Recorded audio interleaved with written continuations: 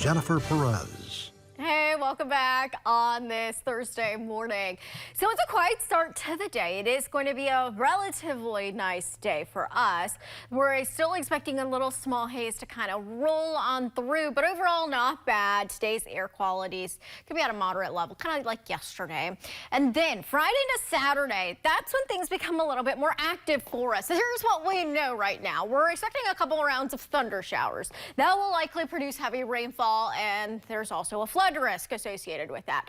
Here's what's unclear right now. There's still a lot of model inconsistency with the timing and the locations of where these rounds of thunderstorms are going to be rolling through. And there's also the potential of the front that's going to bring in the thunderstorms and these rounds to stall over the UP. And what I mean by that is it becomes stationary. And when it becomes stationary and we have copious amounts of moisture in the air, we also have those clusters of thunderstorms rolling on through. There's just a lot of kind of energy and moisture for this to tap into that could easily result in a lot of heavy rainfall and circling right back around to that flood risk that I just mentioned earlier. So that's what we know and what's unclear at this moment. First off, today, expecting that hazy sunshine, a wind flow out of the south. There might be a little isolated pop-up shower or two across the western UP. Temperature's going to be a little bit higher today compared to yesterday, climbing to the upper 70s and a few lower 80s in the interior western sections towards the lower to mid 70s along the shorelines of the Great Lakes. This morning, we're starting out at a good level for the AQI, but today's air quality index will increase to a moderate level as a little wave of haze and smoke gradually moves through. Tomorrow, plan on more toasty conditions and more humid weather. We're expecting our highs to climb towards the upper 80s in interior locations, but easily plan on low to mid 80s widespread. Here's what's happening, and here's what's bringing in the heat and the humidity. High pressure right now is controlling our weather, so that's why we're still staying dry today. Our wind flow is going to become southerly today, and here's that next front. So ahead of the front, we have that southerly wind flow that'll pump in the moisture. It's also going to pump in the heat for tomorrow.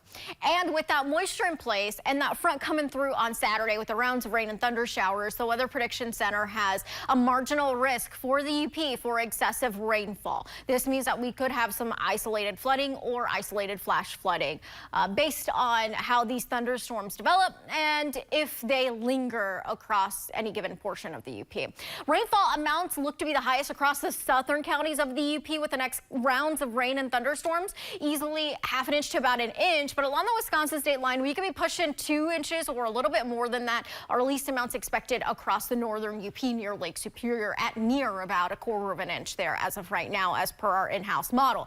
Let's time out our in-house model and what we're seeing for the rounds of thunderstorms for Friday and into Saturday. So this is tomorrow morning, kind of a few little spotty rain showers around across the western UP. That kind of fades and dissipates. Plan on hot, humid weather throughout the day. Here comes a cluster of thunder showers along the Wisconsin state line Friday night into Saturday morning. So this is about 2 o'clock in the morning. Heavy rainfall associated with this. This pushes to Lake Michigan by early Saturday morning. This is about 4:30 in the morning. And then that moves out. We do have another round of rain and thunder showers that will roll throughout the morning into the early afternoon on Saturday, and our in-house model bringing an end to that by about mid-afternoon with some drier conditions. Still muggy for the remainder of the weekend. Temperatures dip down to the upper 60s to lower 70s on Sunday, and then we have another disturbance early next week that's expected to bring in more rain and thunderstorms.